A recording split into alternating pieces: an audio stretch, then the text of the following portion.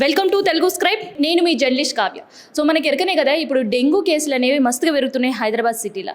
మరి అసలుకి లక్షణాలు ఎట్లా గుర్తించాలి, డెంగ్యూ రాకుండా ముందు మనం ఎట్లాంటి జాగ్రత్తలు పాటించాలి, ఇట్లాంటి విషయాలన్నీ కూడా తెలుసుకుందాం. ఇక ప్రజెంట్ నాతోటి గోల్కొండ సూపరింటెండెంట్ ఉన్నారు, ఒకసారి మాట్లాడదాం. Sir good morning. మార్నింగ్ మా.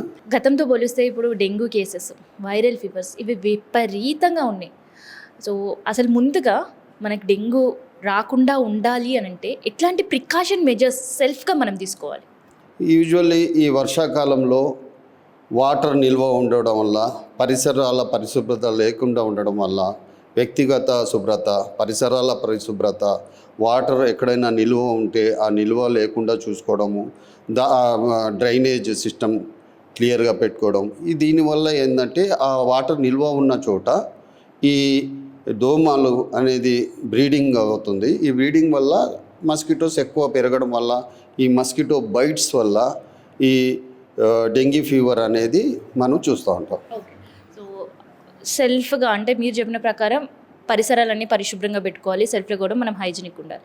సో ఇన్ కేసు ఎక్కడో ఒక చోట మనం తిరుగుతూనే ఉంటాం, అయినా దోమ కుట్టింది అని అంటే ముందుగా ఎట్లాంటి లక్షణాలు బయట ఉంటాయి? ఫస్ట్ మనం నివారణ ముఖ్యమ్మా.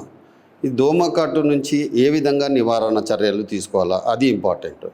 ఈ వర్షాకాలంలో మనం ఏంటంటే దోమ తెరలు వాడడం బేసిక్గా, తర్వాత దోమ రిపెల్లెంట్స్ వస్తాయి, మస్కిటో రిపెల్లెంట్స్ అని, అది ఓడోమాస్ అంటారు, మనం లోకల్ అప్లై చేస్తాం. చిన్నపిల్లలు స్కూల్కి పోయి వచ్చిన తర్వాత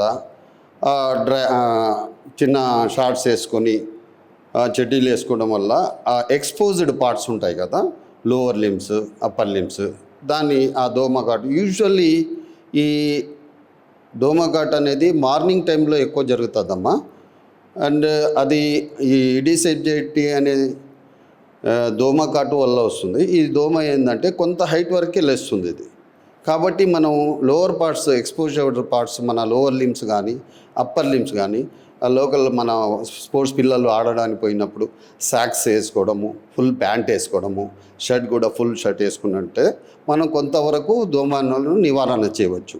ఓకే, అయితే ఇప్పటివరకు ప్రికాషన్ మెజర్ చెప్పారు, కాకపోతే ఎట్లాంటి సిమ్టమ్స్ మనం చూడాలి? డెంగ్యూ వచ్చిన వెంటనే ఎట్లాంటి సిమ్టమ్స్ బయటపడితే ఎట్లాంటి సిమ్టమ్స్ని మనం గుర్తించాలి? మా వైరల్ ఫీవర్, ఇది dengue fever also a viral fever. Viral ఫీవర్లో ప్రతి వైరల్ ఫీవర్లో సేమ్ సిమ్టమ్స్ ఉంటాయి, ఫ్లూ లైక్ సిమ్టమ్స్.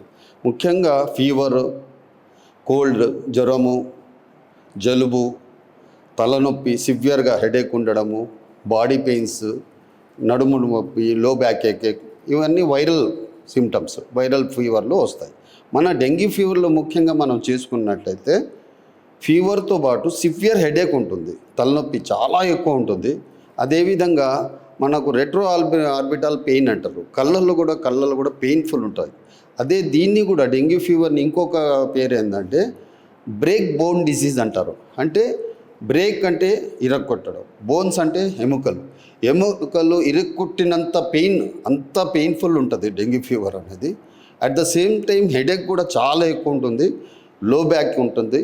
కాబట్టి ఈ సిమ్టమ్స్ కొన్ని హెవీగా బాడీ పెయిన్స్ ఉండి, రెట్రోబల్బార్ పెయిన్స్ ఉండి, బోన్స్ బాగా బాడీ పెయిన్స్, మయాలజియా ఉన్నట్లయితే ఇమీడియట్గా డాక్టర్ని సంప్రదించి దాని గురించి టెస్టులు చూసుకొని జాగ్రత్తలు తీసుకోవాలి. అయితే మీరు ఉన్న సిమ్టమ్స్ కొంతమంది కొంత కన్ఫ్యూజన్లో ఉంటాయి. కొంతమంది వీక్గా ఉన్నప్పుడు ఇమ్యూన్ సిస్టమ్, కొంత ఫీవర్ ఉన్నప్పుడు కూడా వాళ్ళకి అట్లాంటి సిమ్టమ్స్ ఉంటాయి. మరి ఫీవర్ సంబంధించిన టెంపరేచర్ ఎంతవరకు ఉంటుంది, అది ఎన్ని డేస్ వరకు ఉంటే మనం డెంగ్యూగా కూడా దాన్ని ఐడెంటిఫై చేయొచ్చు? ఎగ్జాక్ట్లీ. కొన్ని వైరల్ ఫీవర్స్ అంటే ఇంక్యుబేషన్ పీరియడ్ షార్టేజ్ ఉంటుందమ్మా, 3 to 5 days.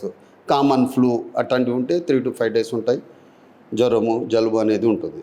డెంగ్యూ ఫీవర్లో ఏంటంటే నేను చెప్పినట్టు జ్వరం, high grade fever 103, 104 high grade fever సడన్గా రావడము, దాంతోపాటు జలుబు, తలనొప్పి, తర్వాత బోన్స్ పెయిన్స్, ఇవన్నీ జరిగినప్పుడు మనం డెంగ్యూ ఫీవర్గా మనం గమనించవచ్చు. ఇమీడియట్గా డాక్టర్ని కన్సల్ట్ చేయడం చాలా ఇంపార్టెంట్. దీనికి ఈ వ్యాధి లక్షణాలు ఉన్నట్లయితే ఎక్కువగా నేను చెప్తున్నాగా నార్మల్ వైరల్ ఫీవర్కి డెంగ్యూ ఫీవర్కి డిఫరెన్స్ ఏముంటుందంటే, I said already it's a break bone disease.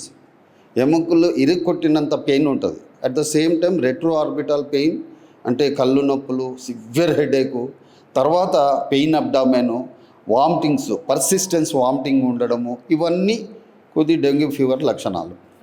So ఎలాంటి ఏజ్ గ్రూప్స్ పైన డెంగ్యూ ఫీవర్ ఇంపాక్ట్ ఎక్కువ ఉంటుంది? ఇది ఏజ్ గ్రూప్ అనేది ఎక్కువ మామూలుగా ఉండదమ్మా. Generally who expose to this, ఈ దోమకాటుకు ఎవరు ఇది ఎక్స్పోజ్ అవుతారో వాళ్ళు పిల్లలు కానీ పెద్దలు కానీ ఎవరికైనా రావచ్చు. సపోజ్ మనం ఇంట్లో ఒక ఫ్యామిలీ ఉంటారు, ఒక దోమకాటు వ్యక్తి already he is infected with the dengue fever అనుకోండి, ఆ డెంగ్యూ జ్వరంతో ఎక్స్పోజ్ అయినాడు దోమకాటు. అదే పేషెంటు వాళ్ళ ఫ్యామిలీలో ఆ దోమ అనేది ఆయన నుంచి ఇంకొకటికి కాటు చేసినప్పుడు, దోమకాటు అయినప్పుడు ఆ ఫ్యామిలీలో ఇంకొకరికి కూడా స్ప్రెడ్ అవుతుంది. It's not a communicable disease, ఒకరితో ఒకరు వచ్చేది కాదు. ఆ దోమకాటు ఇన్ఫెక్టెడ్ పేషెంట్ నుంచి వేరే పేషెంట్కి బైట్ చేసినప్పుడే ఈ డిసీజ్ స్ప్రెడ్ అవుతుంది. సో ఇక్కడ ప్రజెంట్ సిచ్యువేషన్ ఎట్లా ఉంది ఏరియా హాస్పిటల్లో? లాస్ట్ మంత్ నుంచి కూడా ఈ కేసెస్ మనం చూస్తున్నాం హైదరాబాద్లో. మా వర్షాకాలం as I side previously July నుంచి అక్టోబర్ వరకు ఈ వర్షాకాలం వాతావరణం మార్పులు, ఎక్కువ వర్షం జరగడం, ఇవన్నీ వల్ల యూజువల్లీ సీజనల్ ఫీవర్స్ అనేది కామన్. వైరల్ ఫీవర్ యూజువల్లీ ఈ సీజనల్ ఫీవర్స్లో ఎక్కువగా ప్రజలు ఈ డెంగ్యూ గురించి చాలా అవేర్నెస్ తీసుకుంటారు, చాలా ఎక్కువగా సీరియస్నెస్ తీసుకుంటారు. కాబట్టి మనం ఆ వైరల్ ఫీవర్ రాగానే ఇమీడియట్గా మనం ఈ డాక్టర్ని సంప్రదించడం, మన గవర్నమెంట్ హాస్పిటల్లో అన్ని టెస్టులు ఉచితంగా జరుగుతాయి. ఇమీడియట్గా రావడము, డాక్టర్స్తో కన్సల్టేషన్ అయినట్లయితే ఆ బ్లడ్ పిక్చర్, సిబిపి అని కంప్లీట్ బ్లడ్ పిక్చర్ చూసుకుంటాము. దాంట్లో కన్నా ఈ రక్త కణాలు తక్కువ ఉండి మామూలుగా ఈ ప్లేట్లెట్స్ అనేది 1,50,000 నుంచి 3 లక్షలు 3.5 lakhs దాకా ఉంటుంది. దానికన్నా తగ్గినట్లయితే మన డాక్టర్స్ ఇమీడియట్గా డెంగ్యూ ఫీవర్ టెస్ట్ చేస్తారు. ఆ డెంగ్యూ టెస్ట్లో కూడా మళ్ళీ డెంగ్యూ NS1 యాంటీజెన్ టెస్ట్ ఉంటుంది. అది ర్యాపిడ్ టెస్ట్ 10 to 15 minutesలో మాకు ఇమీడియట్గా తెలిసిపోతుంది. అదేవిధంగా మన క్రానిక్ ఇల్నెస్ ఉంటే డెంగ్యూ అనేది 7 to 14 days దాకా ఉంటుంది. ఆ డెంగ్యూ ఫీవర్ ఉన్నప్పుడు మనకు IgM యాంటీబాడీ టెస్టులు చేసి నిర్ధారణ అయిన తర్వాత మళ్ళీ ట్రీట్మెంట్ స్టార్ట్ చేస్తాం. సో ఫుడ్ హ్యాబిట్స్లో కూడా పేషెంట్ చేంజ్ చేసుకోవాల్సి ఉంటుందా?